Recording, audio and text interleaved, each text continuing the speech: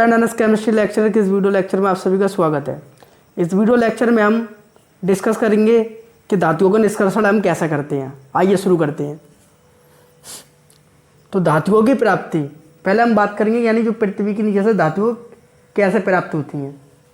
तो जो पृथ्वी के नीचे से जो धातुएं प्राप्त होती हैं वो हमारी दो रूप में प्राप्त होती हैं, एक खनिज के रूप में और एक अयस्क के रूप में। आप खनिज किसे कहते हैं और अयस्क किसे कहते हैं इसे समझ लीजिए आप। खनिज पृथ्वी की भूपरपट्टी में, भूपरपट्टी किसे कहते हैं? पृथ्वी के नीचे का हिस्सा। पृथ्वी की भूपरपट्टी में प्राकृतिक रूप से पाए जाने वाले तत्वों या यौगिकों को खनिज कहते हैं। यानी जो पृथ्वी के नीचे प्राकृतिक रूप से खनिज पाए जाते हैं, यानी अशुद्धियों के साथ जो धातुएं प्राप्त होती हैं, यानी इसमें धातु भी होती है और मिट्टी पत्थर कंकड़ भी होते हैं, उसे क्या कहते हैं? हम खनिज कहते हैं। और जिन खनिजों में अशुद्धियाँ कम होती हैं और धातु ज़्यादा होती हैं उसे हम क्या कहते हैं? अयस्क कहते हैं। यानी जो पृथ्वी के नीचे से जो आपके पदार्थ अधिक अशुद्धियों के साथ प्राप्त होते हैं और उसमें धातु की मात्रा कम होती है वो क्या कहलाते हैं? आपके खनिज। और जिसमें धातु की मात्रा अधिक होती है और आपकी अशुद्धियाँ कम होती हैं वो क्या कहलाते हैं? हमारे अयस्क। तो यही लिखा हुआ है, पृथ्वी की भूपरपट्टी में प्राकृतिक रूप से पाए जाने वाले तत्वों या यौगिकों को खनिज कहते हैं। यानी ये कुदरत द्वारा, नेचर द्वारा खुद पाए जाते हैं, जैसे हम क्या कहते हैं? खनिज कहते हैं। अब बात करते हैं अयस्क की। कुछ स्थानों पर खनिजों में कोई धातु काफ़ी मात्रा में पाई जाती है। यानी कुछ स्थानों पर हमने खुदाई करी धातु के लिए, हमें पता चला यहाँ धातु है। जो हमने खुदाई करके देखा तो वहाँ धातु की मात्रा ज़्यादा थी और मिट्टी पत्थर कंकड़ यानी अशुद्धियाँ उसमें क्या थी? कम थी। तो जिन पदार्थों पर कई स्थानों पर हमने क्या करी? खुदाई करी, तो वहाँ पर जो धातु है, धातु की मात्रा क्या है? अधिक है। वहाँ पर क्या है? धातु की मात्रा अधिक है और अशुद्धियाँ क्या है? कम है। तो वो क्या कहलाएगा? आपका अयस्क कहलाएगा। कुछ स्थानों पर खनिजों में कोई धातु काफ़ी मात्रा में पाई जाती है। यानी कई स्थान पर हमने खुदाई करी और वहाँ पर हमें क्या मिले? खनिज मिले, लेकिन उस खनिजों में क्या हुआ? मिट्टी पत्थर कम में और धातु की मात्रा क्या है? अधिक है। अगर मिट्टी पत्थर कंकड़ ईंट इसकी मात्रा कम है और धातु की मात्रा क्या है? अधिक है, तो क्या कहलाएगा? आपका अयस्क। और अशुद्धियाँ ज़्यादा हैं और उसमें धातु कम है तो क्या कहलाएगा? खनिज। और धातु ज़्यादा है और अशुद्धियाँ कम है तो क्या कहलाएगा? आपका अयस्क। तो कुछ स्थानों पर खनिजों में कोई धातु काफ़ी मात्रा में पाई जाती है जिन्हें निकालना लाभकारी होता है, यानी फ़ायदा होगा, प्रॉफिट ज़्यादा होगा। जिन खनिजों को हम अयस्क कहते हैं। तो हम किससे धातु का निष्कर्षण करते हैं, यानी धातु में प्राप्त करते हैं तो अयस्क से, क्योंकि प्रॉफिट ज़्यादा होगा। खनिज में क्या होगा? सफाई ज़्यादा करनी पड़ेगी, पैसा ज़्यादा लगेगा, खर्चा ज़्यादा लगेगा, और धातु की होगी? कम प्राप्त होगी। अयस्क में मेहनत भी कम लगेगी और पैसा भी कम लगेगा और धातु की होगी हमें अधिक प्राप्त होगी। अब धातुओं का निष्कर्षण, यानी हम धातुओं का निष्कर्षण कैसे करते हैं, यानी धातु हम कैसे प्राप्त करते हैं। तो कुछ धातुएँ भूपरपट्टी में स्वतंत्र अवस्था में पाई जाती हैं। ये क्या है? सक्रियता श्रेणी। तो सक्रियता श्रेणी में जो ऊपर वाली धातुएं हैं वो क्या होती हैं? अधिक क्रियाशील होती हैं, और जो मध्य वाली धातुएं होती हैं वो कम क्रियाशील होती हैं, और जो सबसे नीचे वाली धातुएं होती हैं वो क्या होती हैं? सबसे कम क्रियाशील होती हैं।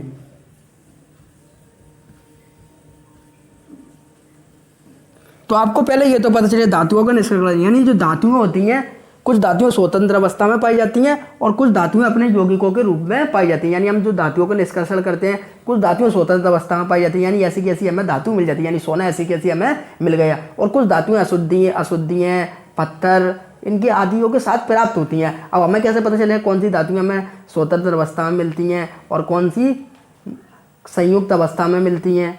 तो ये बताऊंगा इस लेक्चर में मैं आपको, यानी हमें कौन सी धातुएं स्वतंत्र अवस्था में प्राप्त होती हैं और कौन सी धातुएं संयुक्त अवस्था में प्राप्त होती हैं। संयुक्त अवस्था में ये अपने सल्फाइड, ऑक्साइड और कार्बोनेट अयस्कों के रूप में प्राप्त होती हैं। तो कुछ धातुएं भूपरपट्टी में स्वतंत्र अवस्था में पाई जाती हैं और कुछ धातुएं अपने यौगिकों के रूप में पाई जाती हैं। तो ये क्या है? आपकी सक्रियता श्रेणी है। तो सक्रियता श्रेणी में जो ऊपर वाली धातुएं होती हैं वो अधिक क्रियाशील होती हैं, और बीच वाली जो धातु होती हैं वो बीच की क्रियाशील होती हैं, और जो आपकी लास्ट वाली धातु होती है ये सबसे कम क्रियाशील होती हैं। तो आपकी जो जिन सबसे नीचे वाली धातुएं होती हैं ये स्वतंत्र अवस्था में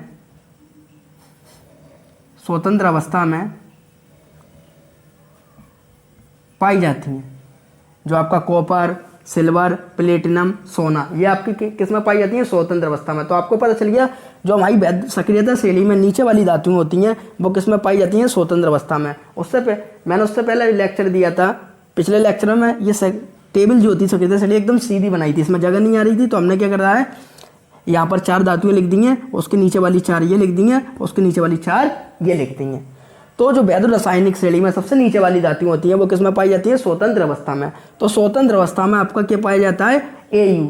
लेकिन आपका कॉपर हुआ, सिल्वर हुआ, प्लेटिनम हुआ, ये आपको स्वतंत्र अवस्था में तो मिलता है, लेकिन संयुक्त अवस्था में भी मिलता है। संयुक्त अवस्था में ये ऑक्साइड यानी अपने ऑक्साइड यौगिकों के रूप में और अपने सल्फाइड यौगिकों के रूप में मिलता है। तो जो हमारी ये 4 धातुएं स्वतंत्र अवस्था में भी मिलती हैं और अपने ये 3 धातु जो बची हमारी कॉपर, सिल्वर, प्लेटिनम, ये अपने ऑक्साइड के अयस्कों के रूप में भी मिलती हैं और सल्फाइड के अयस्कों के रूप में मिलती हैं। जो आपके इसके कॉपर का जो सल्फाइड अयस्क है वो ये Cu2S और ऑक्साइड अयस्क Cu2O। तो ये आपका क्या है, सल्फाइड अयस्क है और ये क्या है, ऑक्साइड अयस्क है। अब बात करते हैं मध्य वाली धातुओं की। जो मध्य वाली धातुएं आपकी वो वैद्युत रासायनिक श्रेणी में स्वतंत्र अवस्था में नहीं मिलती हैं। तो आपकी जो मध्य वाली धातु होती हैं ये हमें स्वतंत्र अवस्था में नहीं मिलती हैं। ये जो धातुएं हैं ये अपने सल्फाइड, कार्बोनेट, ऑक्साइड अयस्कों के रूप में मिलती हैं।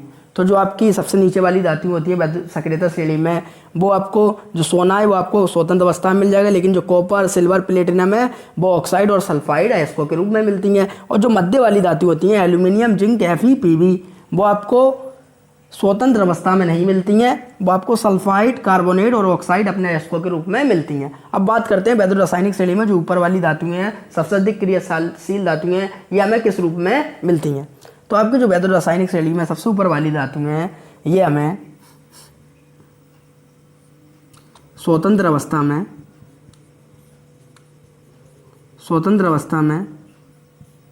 नहीं मिलती हैं। स्वतंत्र अवस्था में नहीं मिलती हैं। तो आपकी ये वाली धातुएं हैं जो वैद्युत रासायनिक श्रेणी में सबसे नीचे वाली धातुएं हैं, ये आपको ऑक्साइड और सल्फाइड अयस्कों के रूप में मिलती हैं, लेकिन सोना जो है ये भी कुछ मात्रा में स्वतंत्र अवस्था ही मिलती हैं और अपने ऑक्साइड और सल्फाइड अयस्कों के रूप में मिलती है, लेकिन जो सोना है आपका स्वतंत्र अवस्था में मिलता है। और जो बीच वाली धातुएं हैं ये स्वतंत्र अवस्था में नहीं मिलती हैं, ये सल्फाइड, कार्बोनेट, ऑक्साइड अयस्कों के रूप में मिलती हैं। और जो आपकी सबसे ऊपर वाली धातुएं हैं ये हमें स्वतंत्र अवस्था में नहीं मिलती हैं। तो चल गया कि हमें कौन सी धातुएं संयुक्त अवस्था में मिलती हैं, कौन सी स्वतंत्र अवस्था में मिलती हैं और कौन सी कार्बोनेट और सल्फाइड और ऑक्साइड अपने अयस्कों के रूप में मिलती हैं। तो अब क्या था हमारा धातुओं का निष्कर्षण। तो जो धातुओं का निष्कर्षण होता है वो आपका कई पदों में होता है, यानी स्वतंत्र जो धातुएं मिलती हैं उनका अलग पदों में होता है, जो अपने सल्फाइड और अयस्कों के रूप में मिलती हैं उनका निष्कर्षण अलग तरीके से होता है। तो इसके बाद हम धातुओं के निष्कर्षण की बात करेंगे कि धातुओं का निष्कर्षण कैसे होता है। तो इसका आप स्क्रीनशॉट ले लीजिए, फिर उसके बाद करेंगे हम बात धातुओं के निष्कर्षण की। हमने बात करी थी अभी अयस्क और खनिज की। अब हम अयस्क से धातु का निष्कर्षण कैसे करते हैं और इसमें जो पद होते हैं उनका अध्ययन करेंगे। तो हम पहले जो अयस्क होता है अयस्क करते हैं सांद्रण। तो अयस्क का सांद्रण कैसे कहते हैं इसे समझ लीजिए। अयस्क का सांद्रण क्या कहलाता है, यानी जो आपका अयस्क होता है उसमें मिट्टी, पत्थर, कंकड़ आदि की अशुद्धियाँ होती हैं, उन अशुद्धियों को अयस्क से दूर करना क्या कहलाता है, अयस्क का सांद्रण कहलाता है। तो आपका जो अयस्क होता है इसमें मिट्टी, पत्थर, कंकड़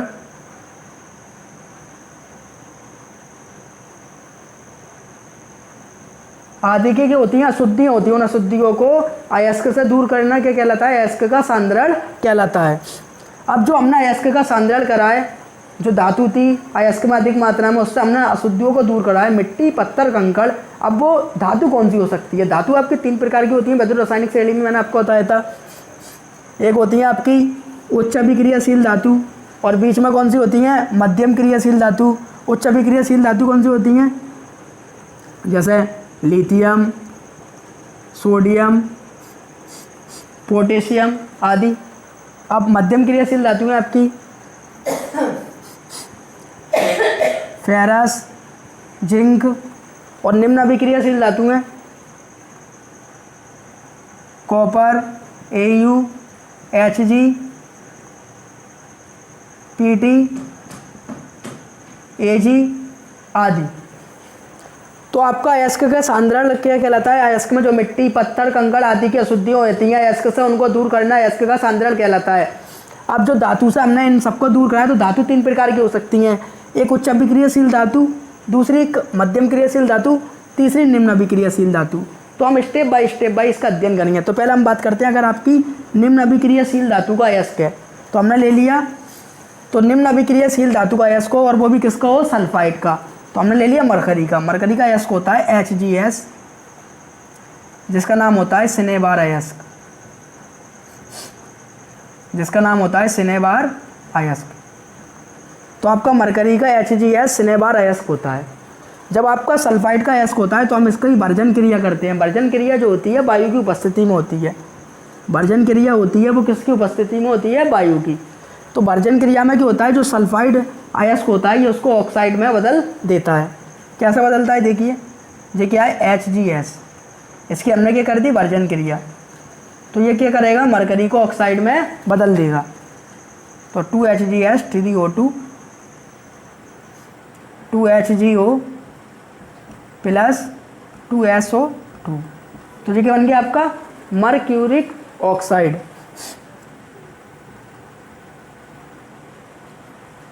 मर्क्यूरिक ऑक्साइड। अगर सल्फाइड का अयस्क होगा तो हम उसको वर्जन क्रिया द्वारा ऑक्साइड में बदल लेंगे। तो हमने वर्जन क्रिया किसमें होती है, कोई पूछा वर्जन क्रिया किसमें होती है, वायु की उपस्थिति में होती है। तो हमने इसका वर्जन करा, वर्जन क्रिया द्वारा इसको ऑक्साइड में बदल लिया। फिर ऑक्साइड में बदल के हम इसको क्या करते हैं, गर्म करते हैं। जो मर्क्यूरिक ऑक्साइड होता है इसको हम क्या करते हैं, गर्म। तो HgO, इसको हमने क्या करा, गरम। तो इसको जब हम गरम करते हैं तो हमें मरकरी धातु प्राप्त हो जाती है और वायु निकल जाती है।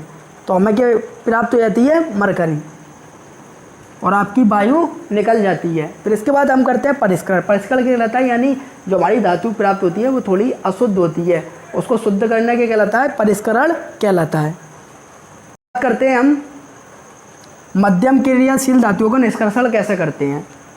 तो मध्यम क्रियाशील धातु में जो आपका अयस्क हो सकता है, 2 प्रकार का हो सकता है, एक होगा कार्बोनेट का अयस्क और एक होगा सल्फाइड का अयस्क।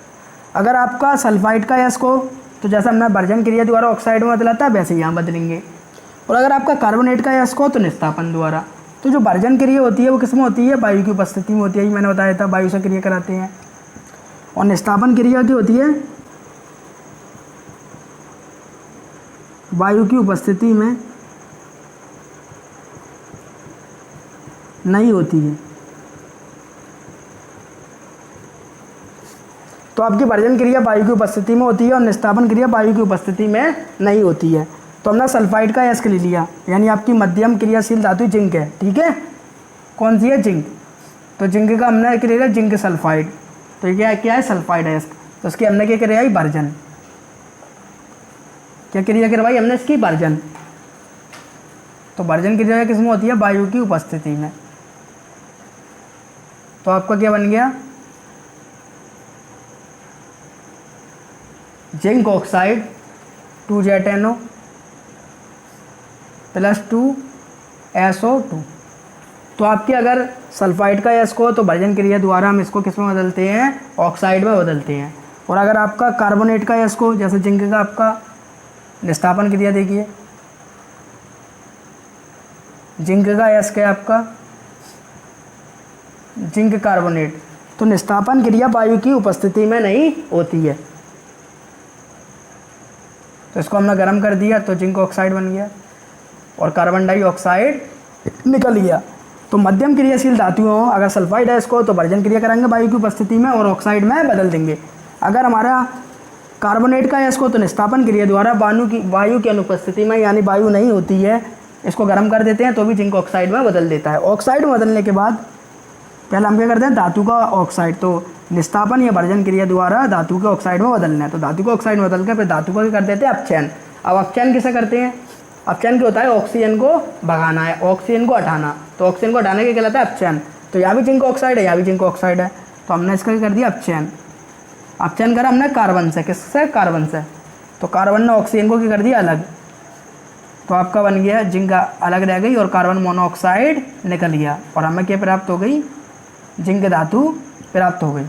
तो जिंक जो धातु प्राप्त हुई है हमें अपचयन द्वारा क्या हो गई, जिंक धातु प्राप्त हो गई। फिर क्या करते हैं, धातु का शोधन, यानी जो जिंक धातु प्राप्त होती है उसमें थोड़ी बहुत अशुद्धि होती है, उसे हम धातु के शोधन द्वारा क्या कर लेते हैं, दूर कर लेते हैं। अब बात करते हैं उच्च अभिक्रियाशील धातु में। तो उच्च अभिक्रियाशील धातु कौन सी होती हैं, लिथियम, सोडियम, पोटेशियम आदि। तो इनको जो हम निष्कर्षण करते हैं उनका गलित धातु वैद्युत अपघटन द्वारा करते हैं। ये अभिक्रियाशील धातुओं का हम गलित धातु वैद्युत अपघटन द्वारा क्या कर लेते हैं, निष्कर्षण कर लेते हैं, जिससे हमें शुद्ध धातु प्राप्त हो जाती है। इसका आप स्क्रीनशॉट ले लें। अगर ये वीडियो अच्छी लगी हो आपको, उम्मीद है आपको वीडियो अच्छी लगी होगी, हमारे चैनल को सब्सक्राइब करें और वीडियो को लाइक करें और दोस्तों को शेयर करना ना भूलें। ऐसी वीडियो मैं आपके लिए लाता रहता हूँ। Thank you watching the video.